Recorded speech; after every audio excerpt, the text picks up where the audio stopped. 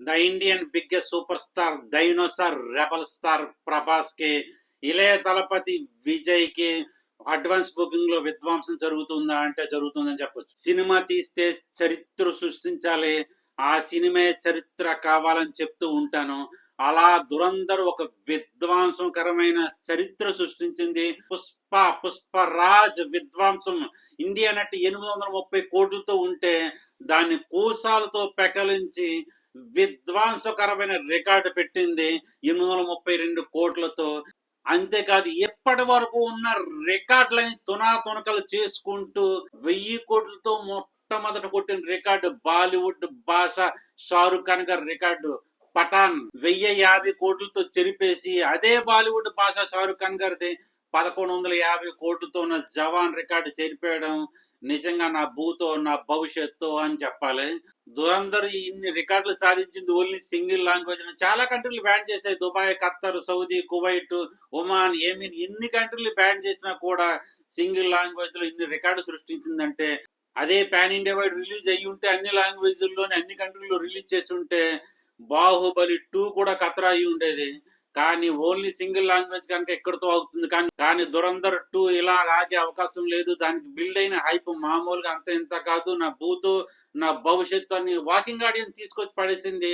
Day 1 collection చూసుకుంటే 30 కోట్లు దాటింది అంతే. కానీ ఆన్ టైం చూసుకుంటే అన్ని రికార్డులు తొనకలు చేసింది. చాలా సార్లు చెప్పాను, కంటెంట్ అనేది ఇంపార్టెంట్, ఎమోషన్ అనేది ఇంపార్టెంట్. కంటెంట్ మీద ఎమోషన్ మీద ఫోకస్ చేయకంట 4 ఫైట్లు పెట్టామా, 4 పాటలు పెట్టేసామా, సినిమా తీసేసామంటే ఎందుకు పనికిరాకుండా అయిపోతాయి చాలా సినిమాలు. Dinosaur rebel star Prabhas overseas advance booking చూసుకుంటే 500 లొకేషన్స్ లో 1400 షోస్ తో 26,000 టికెట్ సేల్డ్ అవుతూ $7,15,000 విధ్వంసం సృష్టించింది.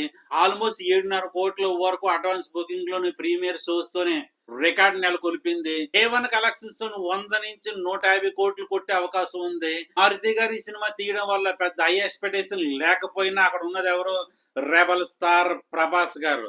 ప్రభాస్ గారు ఆ కటౌట్ చూసి నమ్మియల్ డూడ్ అంటూ ఉంటారు. డే 1 100 కోట్లు పెట్టే కెపాసిటీ ఇండియన్ హిస్టరీలో ఓన్లీ రెబల్ స్టార్ ప్రభాస్ కే ఉంది.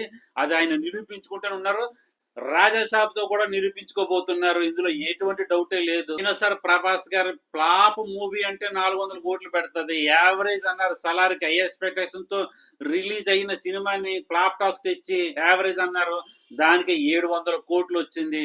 ఒకవేళ బ్లాక్ బాస్టర్ అనింటే 1000 కోట్లు అవలేలాగా వెళ్ళిపోతుంది.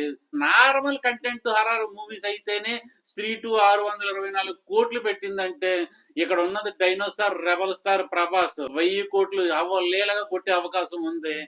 సో మరో మూవీ కాబోతుంది 1000 కోట్ల మూవీ రెబల్ స్టార్ది. బుకింగ్స్ ఓపెన్ అయిన తర్వాత మరో రివ్యూ కలుద్దాం. మరి ఇదే ఎక్కడికైనా రుచిత లైక్ చేయండి, షేర్ చేయండి, కామెంట్ చేయండి. గూస్ బంప్స్ రివ్యూ కలెక్షన్స్ కోసం మన ఛానల్ సబ్స్క్రైబ్ చేసుకుంటూనే ఉండండి. Thank you so much. Bye.